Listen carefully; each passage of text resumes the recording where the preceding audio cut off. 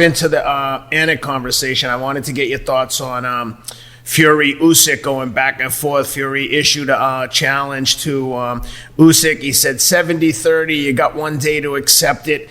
And Usyk, without missing a beat, came right back and said, I accept your challenge April 29th at Wembley. I'll take 70-30, and then you donate £1 million to Ukraine. Apparently Fury said, I'm good with that. That was over the weekend, and then Fury came back today and said they're going back and forth. The lawyers are going back on the rematch clause, and Fury says, no rematch clause for either of us. Winner takes all. You either win and move on or lose and go home. Winner take all. No rematch clause for either of us. Greedy Belly, I accept your offer.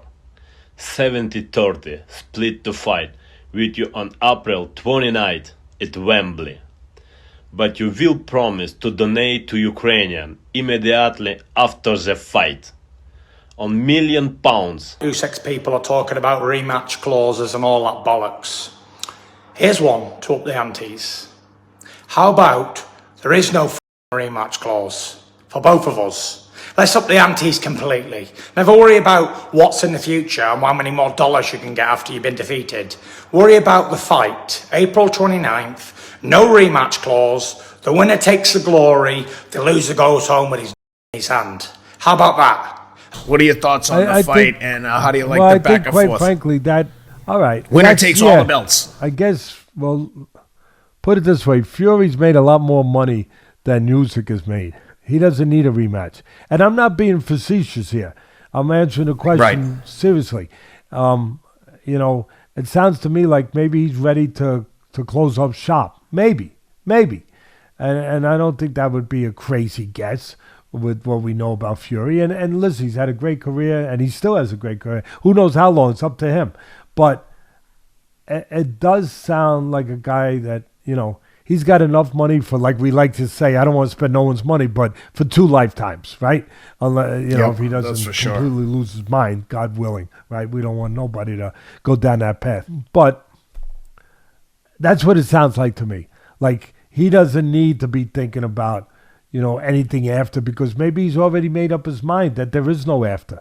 Maybe he has. Maybe he's going to have one giant event for really to put the cherry, but it wouldn't be more than the cherry. It would be the whole fruit department on top of this Sunday to come and fight Francis Ngannou. Kind of do like a McGregor Mayweather deal. Do one of those. That could still be in the air. Yeah, maybe that's there. But I see where he's coming from. For me, he's coming from a place where, hey, I'm closing up shop. I don't need nothing else. Let's do that. We'll eliminate all the lawyers. We'll eliminate the extra signatures, the extra ink. Okay. And Usyk, maybe he's thinking more like a businessman a tiny bit, where, and his people, is saying, hey, no. I think I get the impression it's the people more than Usyk. Well, yeah, because I think Usyk, look, this is a guy he's got a terrible situation going on in his country, and he loves his country. He's made that pretty clear. He's still there. And so here's a guy who's fighting for more than just what you get when you get in the ring, and all those accolades and all the spoils that goes to the victor. This guy's fighting for his country in a way that he's putting forward an image to his countrymen that we don't give up. We fight. We're world champions. Even though we're in this terrible fight with this terrible opponent, Russia, that we didn't ask for, that invaded us, that follow me. We will get back. Our fighting spirit is never conquered. He's got that going for him. And I think that's an intangible. That's an X factor. That's powerful. So maybe his people, again, to close up on your question, I was saying, no, the business part of it has to be taken care of too. Because if you left it up to Usyk, he probably would just say, let's go. We fight. Well, I think Fury didn't expect him to accept it, and now is just like throwing out more asks because, according to some of the reports I saw, He hasn't been in training. Yesterday was his first day of training. The fight, April 29th, is like 6 weeks away, if I'm not mistaken. Yeah, he's probably thinking, that's you're not right. a lot of time for heavyweight. No, Fury might be thinking, oh, sugar. This guy said yes. I think he And is. like he said yes Yep. to 70-30.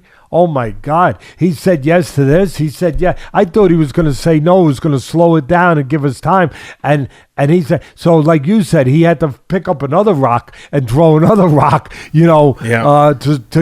to keep this thing delayed. So, yeah, it looks like that's all the things I said we just touched on are possibilities. That last one is definitely a possibility that he's just chucking another hurdle at him because everything he's chucked at him, the guy said, yes, let's get in the ring and let's do this, He called him greedy. He called him greedy belly. Yeah, greedy belly. So, so listen, you got to love Usyk. I mean, you can love Fury, too, for what he's accomplished, where he's come from, what he's overcome in his life when his life was spiraling down, down the tubes, and he came back. Give him all the credit in the world. Give Usyk all the credit. He's fighting for his country. He's fighting for, he's giving them hope. He's leading the way, not leading the way like the troops out there with guns shooting bullets. That's leading the way. But he is doing his part to inspire his people, and to keep the hope, keep the hope of his people alive, which is a hell of a thing right now. Look, at the end of the day, he's the smaller guy. Here's Teddy Atlas's analysis real fast. Just a touch, just a taste of it. We'll get more into when the fight's actually made.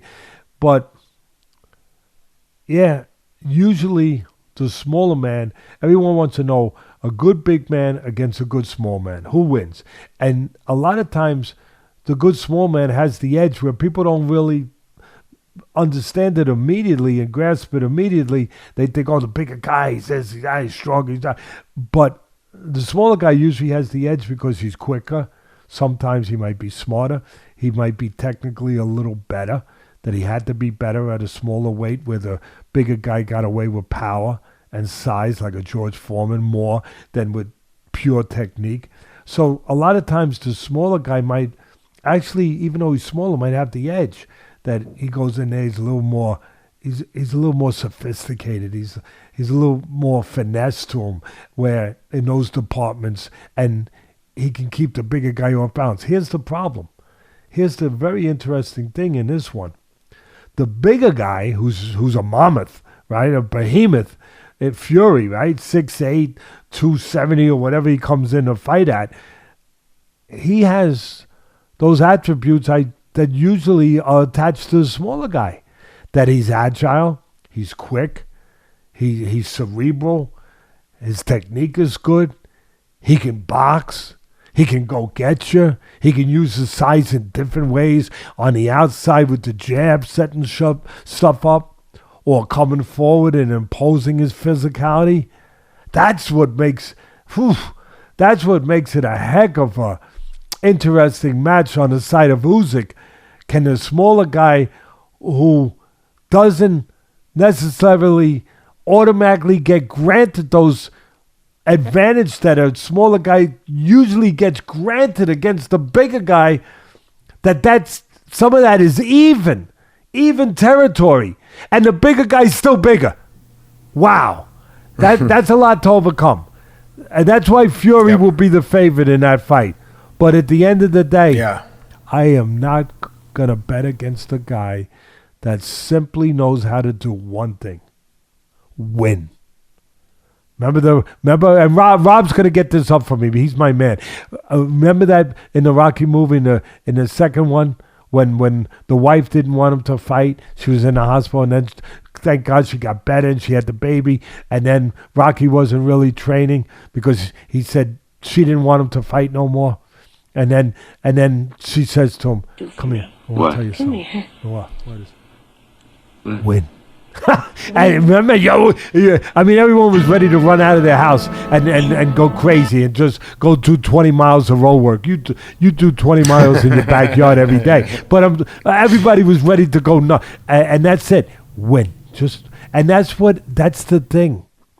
That's the That's the one thing. I know that usually I dissect things and I can break down all different areas, but sometimes it's not necessary. With this fight, it might just come down. I know Fury knows how to win too, but this guy, he won the gold medal in the Olympics. He won the cruiserweight title. He unified all the titles. He won the heavyweight title. He just knows how to win. There's something to be said about a guy who just knows how to win. That's it. I'll leave it at that.